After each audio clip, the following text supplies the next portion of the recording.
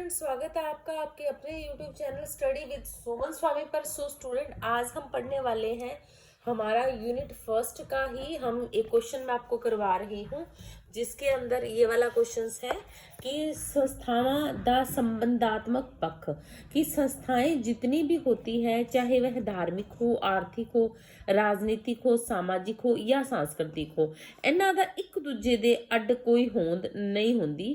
अर्थात ਇੱਕ ਦੂਜੇ ਤੋਂ ਸੁਤੰਤਰ ਨਹੀਂ ਹੁੰਦੀਆਂ, ਬਲਕਿ ਇਹ ਤਾਂ ਇੱਕ ਸੰਸਕ੍ਰਿਤਿਕ ਪ੍ਰਣਾਲੀ ਦੇ ਅਨੁਸਾਰ ही एक दूजे नाल अंतर संबंधित होंदियां हन। ठीक है, कहने का मतलब है कि एक दूसरे के साथ जुड़ी हुई होती है और इनका जो है संस्था ਦਾ हरेक संस्था ਦੂਜੀਆਂ ਸੰਸਥਾਵਾਂ ਨੂੰ ਪ੍ਰਭਾਵਿਤ ਕਰਦੀ ਹੈ ਤੇ ਉਸ ਦਾ ਹੋਰ ਸੰਸਥਾਵਾਂ ਉੱਤੇ ਪ੍ਰਭਾਵ ਪੈਂਦਾ ਹੈ। भी एक संस्था दूसरी संस्था पर अपना प्रभाव डालती है, इसीलिए इस नाल धर्म ਦੀ ਮਹੱਤਤਾ ਵੀ ਘੱਟ ਹੋ ਜਾਂਦੀ ਹੈ। ਇਸੇ ਤਰ੍ਹਾਂ ਕਈ ਧਰਮਾਂ ਦੇ ਵਿਅਕਤੀ ਨੂੰ ਵੱਧ ਬੱਚੇ पैदा ਕਰਨ ਪ੍ਰਤੀ प्रेरित करते हैं, यानी कि अलग अलग धर्मों की महत्ता कई धर्मों में अलग अलग ही होती है, जिस नाल आर्थिक संस्थावां प्रभावित होंदियां हन। इत्थे असी एक होर उदाहरण ले सकते हाँ, ਉਹ है संयुक्त परिवार दी। देश विच उद्योगीकरण वधिया, जिस नाल लोकां विच उद्योगां विच काम करन दी इच्छा जाग पई। लोग पिंडां विच संयुक्त परिवार छड्ड के शहरां नूं आ गए ਤਾਂ ਕਿ ਉਦਯੋਗਾਂ ਵਿੱਚ ਕੰਮ ਕਰ ਸਕਣ। ਹੌਲੀ ਹੌਲੀ ਉਹ ਪਿੰਡ ਤੋਂ ਆਪਣੀ ਪਤਨੀ ਤੇ ਬੱਚਿਆਂ ਨੂੰ ਵੀ ਸ਼ਹਿਰ ਵਿੱਚ ਲੈ ਆਏ। इस नाल पिंड विच मौजूद संयुक्त परिवार प्रथा टूट गई। ठीक है, तो इस तरह से जो है औद्योगिकरण के कारण भी क्या है, संयुक्त परिवार प्रथा टूटी हुई है। तो अब देखिए हम जो संस्था है, संस्था के बहुत सारे जो अलग अलग बनेंगे हमारे क्वेश्चंस, तो हम एक एक करके लेंगे। जैसे संस्था ਅਤੇ ਸਭਾ ਵਿੱਚ ਅੰਤਰ ਕੀ ਹੈ, ਸੰਸਥਾ ਅਤੇ ਸਮਾਜ ਵਿੱਚ ਕੀ ਅੰਤਰ ਹੈ, ਸੰਸਥਾ ਅਤੇ ਸਮੂਹ ਵਿੱਚ ਕੀ ਅੰਤਰ ਹੈ, ਅਤੇ समाज ਤੇ सभा ਵਿੱਚ ਕੀ अंतर है, या फिर सभा ਅਤੇ समूह ਵਿੱਚ ਕੀ अंतर है। तो ये सारे जो अलग अलग डाले हो, तो सबसे पहले हम पढ़ने वाले हैं। पहले तो ये पता होना चाहिए कि संस्था होती क्या है, जो कि मैंने प्रीवियस क्वेश्चन में आपको बताया था।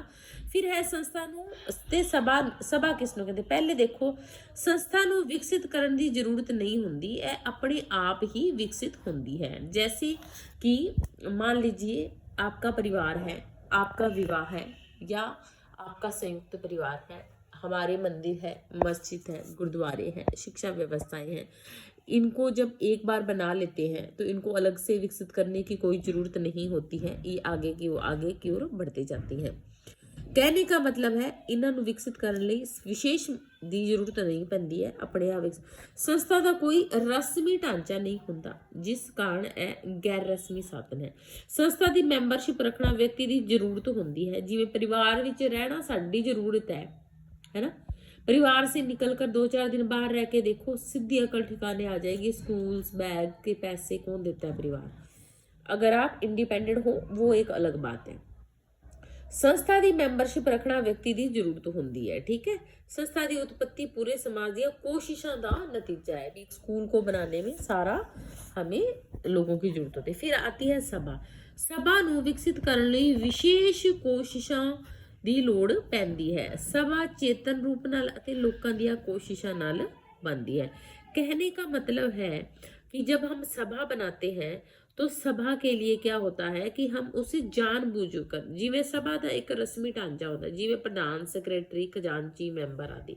सभा की मैंबरशिप व्यक्ति की इच्छा होती है, अगर हम चाहें तो सभा के मैंबर बनेंगे, अगर चाहें तो हम उसको छोड़ भी सकते हैं।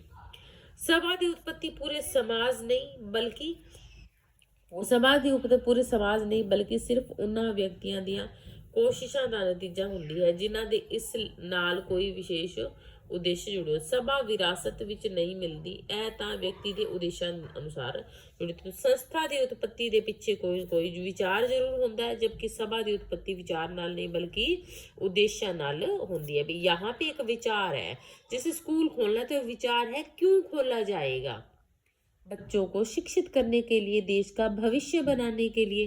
लेकिन यहाँ पे उद्देश्य है, उद्देश्य खत्म तो सभा भी खत्म, ये खत्म हो जाती है, ये हमेशा रहती है।